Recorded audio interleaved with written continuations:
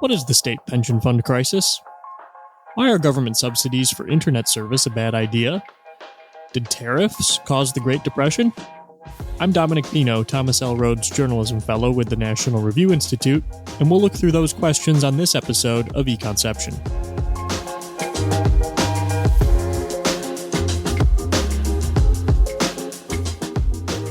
eConception is a podcast of the American Institute for Economic Research that looks at the economic issues of the day and broader economic concepts behind them. We're recording today on location from the Imaginary Numbers, a place where many states are currently looking for pension funding. State and local governments are running into financial problems because of past commitments that they've made to their own retirees. The state and local pension problem has been brewing for many years, and one of the people who has been keeping tabs on it is Thomas Savidge of the American Institute for Economic Research, prior to being at AIER, which of course also hosts eConception. He was at the American Legislative Exchange Council, where he also worked on these state and local issues. And Tom's with us today to talk about what is going on with state pensions. So thanks so much for being here. Hey, thanks so much for having me, Dominic. All right, Tom. So first of all, let's just start with something really basic, because I think it's probably not obvious to a lot of people. What is a pension? Because most people who don't work for government don't have pensions. So what is a pension? What makes it different from the retirement accounts that a lot of people in the private sector have? Well, that's a great question, Dominic. And, it's interesting. So when we're talking about pensions, we're talking about what's called a defined benefit pension. And now a defined benefit pension is when an employee earns a benefit and upon retirement, that they're promised a certain payout based on a benefit calculation, and that benefit is paid out through the remainder of their life. And that's a little different, although interestingly enough, these defined benefit pensions originally came out of the private sector, but since the 1970s, they have been heavily regulated by the federal government. And in classic do as I say, not as I do fashion, the government exempted all public pensions, that means federal employees, state employees, and local employees, from these regulations, which is why public pensions and this sort of pension benefit has survived in the public sector as opposed to the private. And I'd say the big difference now is that a lot of private sector plans offer what's called defined contribution, and that's most commonly in the form of a 401k account. And that's where the employee contributes a certain amount of pre-tax dollars into an account. Their employer may match it up to a certain percent. And then upon retirement, it's on them to save and grow that fixed account there. Whereas with the traditional pension, they're paid out a certain benefit from the fund. And so a lot of state and local governments are now in the situation where they are promised their own retirees a lot more than they're able to finance. Can you give us sort of an idea of how big that gap is between what people are owed and what states actually have available? Well, that's the $1 trillion question, Dominic, because, on top of state and local governments, promising these pensions and then not properly funding them. And I think that's a really important point I want to note here. Public pensions are different from, say, something like Social Security, where Social Security is known as a pay-as-you-go system, where current contributions are going to pay out retiree benefits today. So the money that's coming out of your paycheck and my paycheck is going to pay a retiree's benefits right now. Those public pensions are the opposite. They are designed to be pre-funded, which means that the public employee contributions and the taxpayer contributions are going to fund the benefits that are going to be paid out in 15, 20 years' time when that public employee retires. Now, while state and local governments haven't properly funded those promises, there's also been some messy accounting. And there's a great disagreement over how much that total number actually is. And it's based on, how you calculate those promises. And those estimates range from about 1.35 trillion nationwide, so that's about $4,200 per person in the United States, to anywhere as much as almost $7 trillion, so about $21,000 per person in the United States. And that all depends on how you're measuring these promised benefits and all of the assumptions that get baked into those calculations. And so, how can the discrepancy be that huge? Because it doesn't seem like if you're estimating something, it doesn't seem like having a range from just over 1 trillion to 7 trillion really tells you very much. Why is it so far off? And I feel like this sort of thing wouldn't fly if it wasn't in the government. Oh yeah. So it comes down to a debate between the economists and the accountants, sort of generally. So the accountants take the side of government accounting standards, where it is all about what we call present value calculation. And so present value is determining the value today of a promised benefit in the future. And so, for example, we take present value very generally. Even in a world where inflation is zero, the value of a dollar right now is way greater than the value of a dollar at any point in the future. And so we need to account for that change over time. And the crux of that is the use of a discount rate, which is how we help calculate that promised benefit. And so under current government accounting standards, they're allowed to use a relatively high discount rate.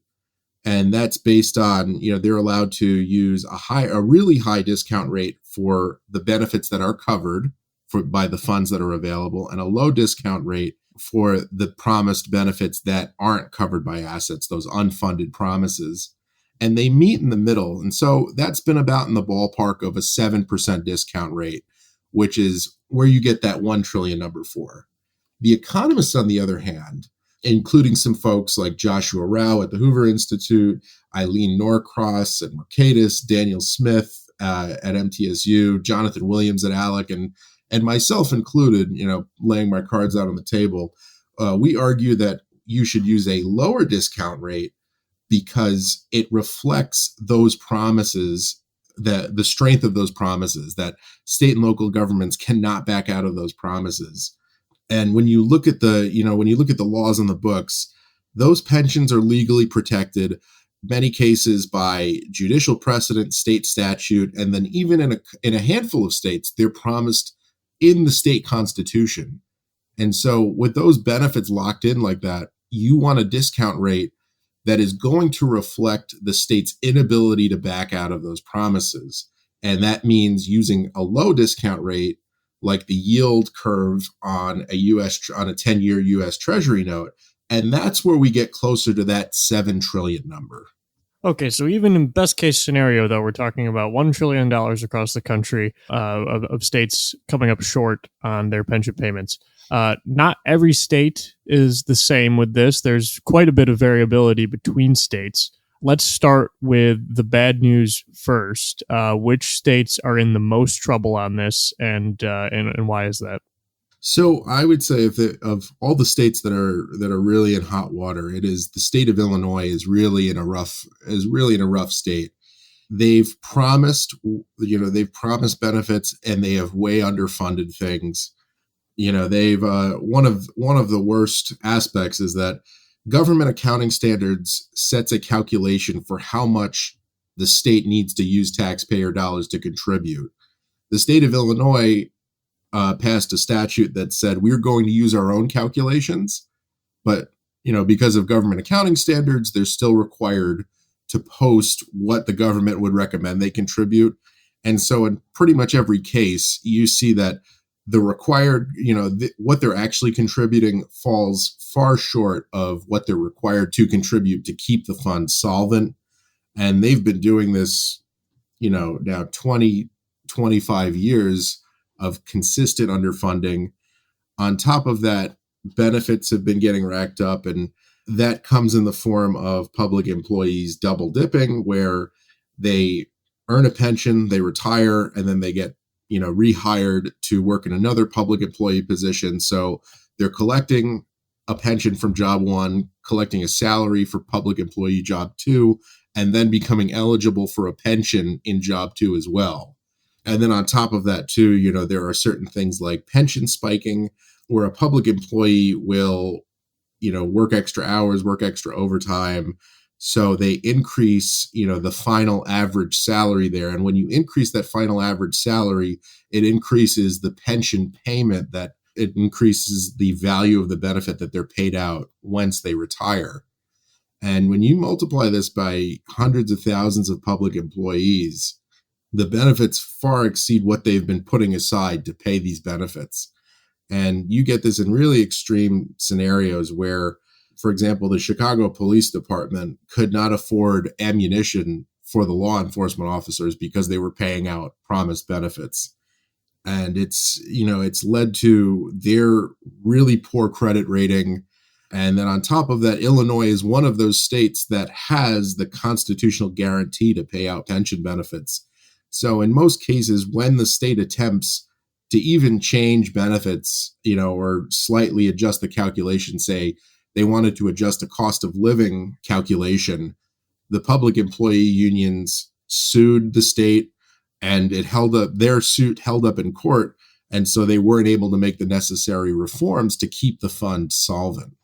Yeah. And so Illinois has this problem. I talked about this on the last episode of Econception in reference to a piece from Judge Glock in the Manhattan Institute, which talked about this issue with Chicago and how the average Chicago taxpayer faces combined debt liabilities from state and local governments of $85,000, and this is just they're not even close on this stuff. I also, I did that. I was joking that it's because I'm from Wisconsin, and so I don't like Illinois sports teams. But it is also true that Wisconsin happens to be one of the better states on the pension issue. So can you talk a little bit about how Wisconsin was able to get to a place right now where their pension system is almost fully funded? Yeah, that's a great question, Dominic. And I've read that Judge Glock piece, and he really hits the nail on the head there. Wisconsin is a very interesting story because these were reforms made under the Wisconsin legislature and under Governor Walker, which, for the listeners who may or may not remember, they received a huge amount of political backlash for making these reforms. And these were passed through Acts 10 and 32. And one of the biggest reforms that, I've often brought up is that the contribution rates of what public employees had to pay into the fund went from a fixed amount of payroll to a variable amount. And so for context there, public employees are required in most states to contribute, as I said, a fixed amount of that payroll, regardless of how the fund is performing that year. So let's say it's a year where investment returns come up short. The amount the public employees have to contribute to keep the fund solvent stays fixed. And so when investment returns come up short, it's the taxpayers that have to foot the bill. What the reforms in Wisconsin did, they had to, public employees now have to contribute based on how the fund is performing. And then I believe cost of living adjustments are also changed depending on the health of the fund, because you measure, one of the measures of the health of the fund is assets divided by liabilities. And ideally, a fund should always shoot for 100% funding. But as that number falls farther away from 100%, the cost of living adjustments are changed. And so what that really did, despite the huge backlash Governor Walker and the legislature received from public employees, is that it gave them skin in the game. When the amount you have to contribute varies year to year, depending on a certain number of factors, you're actually going to end up pushing for things like more prudent investing practices, because with prudent investing, you get greater predictability, and with greater predictability, you get greater stability, and, your contributions, what you have to contribute year over year, becomes more predictable as well. And thanks in part to those reforms, Wisconsin, as you mentioned, is one of the better funded pension systems, the Wisconsin retirement system in the country. And they did that without having to change the pension system for new hires, which some other states have done that, and where new hires get enrolled in 401k systems. But Wisconsin, at least for the time being, depending on no matter how you slice it, they tend to be the best funded traditional pension system in the country. So now that I got you to say that Wisconsin is better than Illinois, which was really the reason I brought you on today. No, I'm just kidding. But now that we have covered that, what are some other successful reforms from elsewhere in the country? Because there have been other efforts that have succeeded that were not quite as dramatic or newsworthy as the ones in Wisconsin. But stuff at the local level, things that have worked elsewhere that have helped to get pensions back to a better position where they can actually pay out the benefits that they've promised to people. Oh, that's, it's a really interesting question. And it's a great example of the 50 laboratories of democracy. States are trying different things. And in some cases they're working, some cases they're not.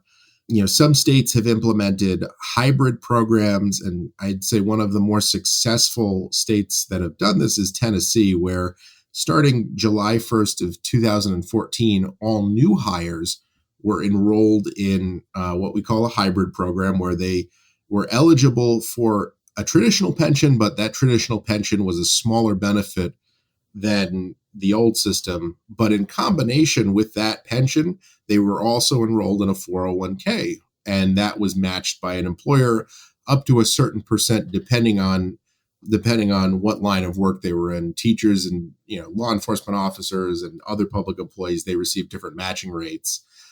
And that's really helped keep that pension fund solvent. Oklahoma enrolled all new hires into a defined contribution system, which was huge. North Dakota, I believe, they've recently done that. And then another big area of reforms that we've seen are pushing back against politically motivated investing. That's so the most common form, that's ESG, environmental, social, and governance investing. And the problem with that is, with any sort of politically motivated investing practices, is that when you are making investment decision based on those non-financial factors, you end up leaving money on the table. And, in a state like California, that ends up being over, the past 20 years, that's billions of dollars lost in foregone investments. And when you're doing that and you're losing out on those foregone investments, liability growth far outpaces asset growth all more than it's already doing. And so, like I mentioned with that Wisconsin, with the Wisconsin example, you want more prudent investing practices. You want to focus on specifically growing the fund and providing the best possible investment return at a reasonable level of risk for that pension fund. Because at the end of the day, these promised benefits, like I remember even, growing up in New York, I was, you hear in high school that it's like, okay, college isn't for everybody. Some of you may want to consider taking the civil service exam. You're not going to get rich on this, but at least you're going to have your benefits. And, you're taught that, these benefits are there. People build a life around, these promises. And it's up to the states to keep the promises that they've made. And now on the other side of that, states have also made promises to taxpayers broadly. They're promising taxpayers that they're going to receive, quality public services at an affordable price.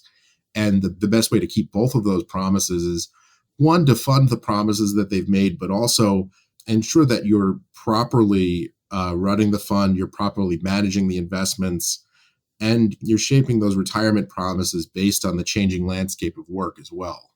And I really like the way that you put that about keeping promises, right? Because that is what this is ultimately about. It's about politicians, have made these promises to retirees and to taxpayers, like you said. It's really just about keeping their word and about making the reforms necessary to keep their word. And in states where they're not doing that, they're setting people up to be really harmed by this, because you're either going to really harm taxpayers by raising taxes in order to pay benefits due, or you're going to have to really upset people's retirement plans, which is also not something that we should want to do. So no, it's a huge problem, and it's going to become more of a problem in the next several years as we have a older population with more retirees and fewer people working relative to the number of retirees. So I think this is something important for people to pay attention to now, and Tom is one of the best people in the country to talk to about it, so I'm glad we could have him on. So thanks, Tom. Thank you so much, Dominic.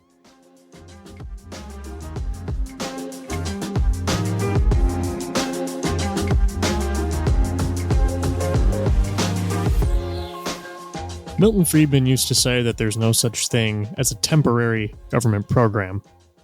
One of those programs that was on its way from a temporary to a permanent program was the Affordable Connectivity Program. This program provided $30 a month subsidies to households for internet service, subject to qualifying by either being enrolled in other welfare programs or having an income below a certain threshold. Those $30 a month could be used to purchase any kind of broadband internet service that you wanted. And it began as an emergency program. It's called the Emergency Broadband Benefit Program originally. It came out of one of the big COVID bills. It only started paying out benefits in May of 2021, which was well after the peak of COVID unemployment back in May and April of 2020. So we were already well past the emergency stage of the pandemic when the program even started. But the supposed emergency that prompted its creation never even happened, because hardly anyone lost internet service during the pandemic. This was in large part because of two things. One was that a lot of people simply would not have had a problem paying for it regardless. But the second is that even for people who would have had a problem, the FCC, under then Chairman Ajit Pai, did a lot of really good work to make sure that people wouldn't get disconnected. At the peak of the pandemic, there was about 500 people who complained to the FCC and said that their internet service was cut off. 500 in a country of 330 million is pretty darn good. So we can say that they did a good job of avoiding that potential problem. And again, they did that without this subsidy program, which only started paying out in May of 2021. But it was funded by Congress on a temporary basis, and the program ran out of money this year. It paid out its last benefits at the end of May of this year, and some people in Congress wanted to extend it. They were wrong to do so, and we can see how this program actually worked out. Government subsidies for internet service were, again, premised on an emergency that didn't exist, but then once it got renamed the Affordable Connectivity Program and they made it a non-pandemic related program, this was supposed to be, a benefit to help people get connected to the internet who were not previously receiving internet service. The FCC's own survey found that about 80% of people who were receiving the benefit already had internet service before the program existed. So even if you think government helping people get connected to the internet is a good idea, 80% of this program was not for those people. It was for people who already had internet service. And a decent chunk of those people were actually using their subsidy to buy a second internet service. We saw a majority of the recipients in this program were using the subsidy for mobile internet, not for fixed household internet. But that's not the only problem with this program. It was also prone to fraud. There was a suggestion made by the FCC Inspector General to require applicants to attach the last four digits of their social security number to their application, and the FCC rejected that advice. The Inspector General recommended that because they found cases of pretty rampant fraud. One of the ways to qualify for the Affordable Connectivity Program was to have someone in the household enrolled in free or reduced lunch programs through schools. They found dozens of schools across the country where more people were enrolled than there were students in the school. And so one of the most egregious cases came out of Florida. There was a school in Florida that had 200 students and 1,800 households, about 1,800 households enrolled in the Affordable Connectivity Program. Clearly some fraud going on here. There was also, on the service provider side, there was some fraud too. The FCC inspector general tracked down $50 million in fraudulently taken money from one internet service provider that they got back. And so there was problems there just in the program's administration, and there were really no major efforts to actually fix those. This program also was a really good illustration of how industry pressure can work in Washington, D.C. The internet service providers loved the Affordable Connectivity Program.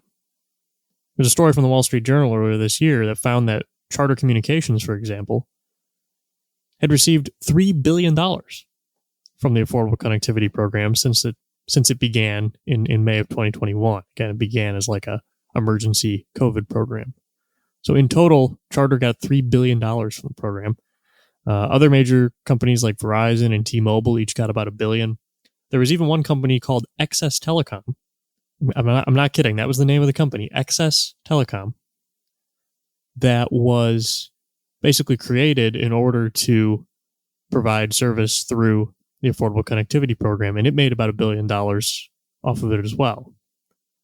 What the program allowed companies to do is it basically set a price floor on internet plans. Before the Affordable Connectivity Program, a lot of internet service providers offered low-income internet plans for $10 a month, or $15 a month.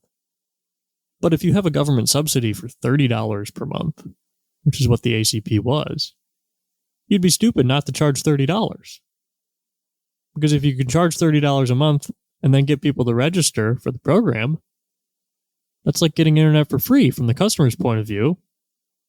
And if they were enrolled in a $10 a month program before, you as the internet service provider get an extra $20 from them. But not really from them, really from taxpayers. But you don't really care where it comes from. It's an extra $20. So internet service providers would do everything they could to get people to enroll and then put them on a $30 a month plan. Again, this was more true for low income for low income subscribers than for middle or upper income subscribers, because they were more likely to already be on low priced internet plans before the program. So the lower someone's income was, the more of the subsidy that the service provider was able to capture. There was a good paper by Paul Winfrey of Economic Policy Innovation Center, past eConception guest, that looked at this very question. And that's what he found, that the companies were capturing a lot of the subsidy. So again, this program ran out of money in May. Congress was unable to renew the funding. They wanted to try to attach renewal of the program to other legislative priorities, like the ability of the FCC to auction off spectrum, which is an authority that they should have that lapsed in 2023, that both parties sort of agree should be renewed, but they're not exactly sure how. And attaching this program to it made it very divisive, and the bill ended up failing. Putting that aside, it's a good thing that the Affordable Connectivity Program is over. Broadband service, the price of broadband service has been declining for many years, while service has been improving. Gail Pooley at the Human Progress website did a post on this earlier this year. Since 2015, price of broadband has gone down, and at the same time, the speed of internet service has gone up. And he works it out to the number of hours you'd have to work to get internet service. And he basically finds that for the same amount of time worked in 2015, today, someone making the average wage can afford about 7 times more internet. So government didn't need to get involved here. There was no reason for it. It was a bad program, prone to fraud, prone to industry capture. It's a good thing it's over. Of course, programs that are prone to industry capture and fraud are not new, which leads us to discussing tariffs. One of the big problems with tariffs is that they create lots of opportunity for political corruption, because putting the government in the driver's seat of picking which industries you're going to benefit, which industries you're going to hurt, gives industries a lot of incentive to go to Washington and ask people for favors. We've seen this over and over again. One of the lessons from history is about the Smoot-Hawley tariff. Smoot-Hawley tariff comes up semi-frequently in discussions about trade protectionism. Most recently, Donald Trump mentioned the Smoot-Hawley tariff in one of his posts on Truth Social, his sort of personal social media site. He said the Smoot-Hawley tariff did not cause the Great Depression. And he's right about that. The Smoot-Hawley tariff did not cause the Great Depression. Tariffs in general did not cause the Great Depression.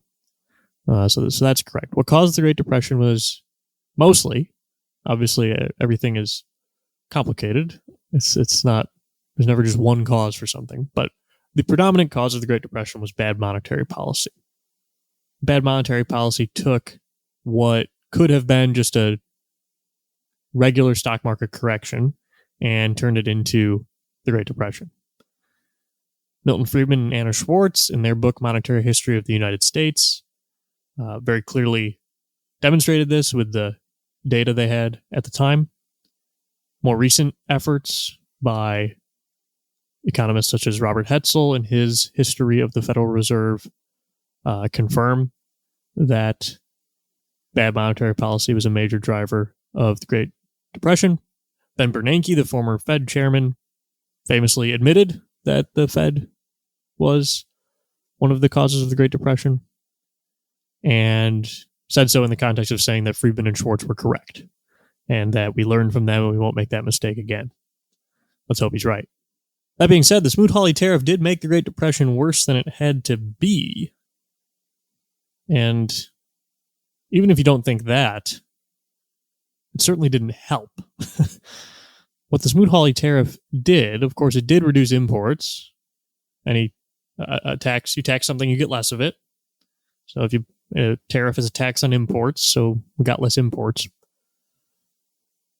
But, as is common with a lot of tariffs, we also had less exports. There's a couple of reasons for this. One is that if you reduce imports, you reduce the number of dollars going to other countries. When you reduce the number of dollars going to other countries, that means that foreigners have less American currency to buy American goods. And so exports will go down through that channel. But there's a second way that it can happen, which is that other countries respond to American tariffs with tariffs of their own to try to retaliate against the United States for its tariff policy. And so those tariffs are taxes on their citizens for buying American stuff. So that gives them another incentive to buy less American stuff. And so we saw this during the Great Depression, and after the Smoot-Hawley tariff, exports went down, as did imports. Of course, one of the top American export industries then and now is agriculture. Agriculture industry in the Great Depression was hit especially hard, leading to lots and lots of government interventions by the Roosevelt administration that also made the problem worse. But one of those contributing factors was this tariff policy. The Republican Party had been the tariff party for a while in the 1800s and then into the early 1900s as well. And then the Smoot-Hawley tariff happened. And you'll notice that Republican rhetoric after that, tariffs became much, much less popular. Because it really was seen as a failure at the time. And we can look at the results after the fact and see that was the case as well. Both Smoot and Hawley were Republicans. And after the Smoot-Hawley tariff passed, Republicans were sort of sent off to the electoral wilderness for better part of 2 decades as Democrats got huge congressional majorities. Of course, Franklin Roosevelt won 4 terms as president. Then Harry Truman won another one after him. And not a good time to be a Republican. So While Trump is correct that tariffs did not cause the Great Depression, they did probably make it worse. We don't want to make the Great Depression worse. We don't want to make any depression worse.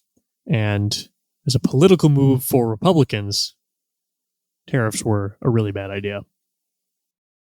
So now it's time for the paper of the episode. But before that, if you've enjoyed this episode, please subscribe and leave us a positive review wherever you get your podcasts. It helps us to know you enjoy the show, makes the show more visible for others to start listening as well. I let Tom pick the paper of the episode from the American Economic Review in May of 1967 by Harold Demsetz, Towards a Theory of Property Rights. Here's Tom to tell you about it. So Harold Demsetz published a paper in May of 1967 called Towards a Theory of Property Rights. And I'd say, it's essential reading for any student of economics, but I would say students of the humanities at large. In I have a bachelor's degree in political science, and I concentrated in political theory, but I didn't come across this paper until graduate school studying economics. And I wish that more political science students had read this, because Demsetz does a number of things here. He argues, he talks about the emergence of property rights, and I think one of the big takeaways, even for students outside of economics, is that in political science you're taught that property rights are sort of this peculiar Western institution, and that's not the case.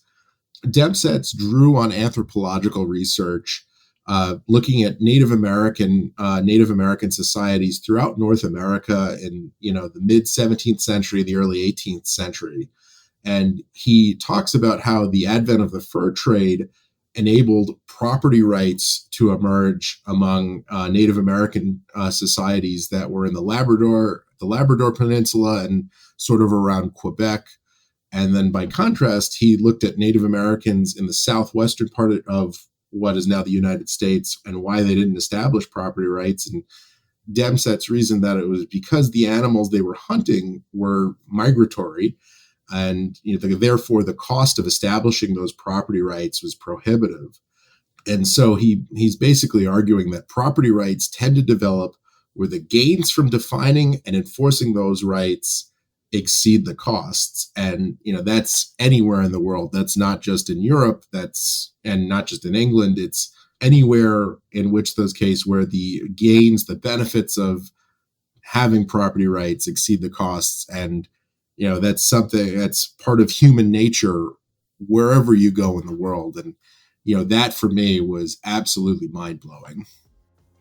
Towards a Theory of Property Rights by Demsetz. Read it. That's all for today. Remember, the economy is complicated and nobody has all the answers, but markets work.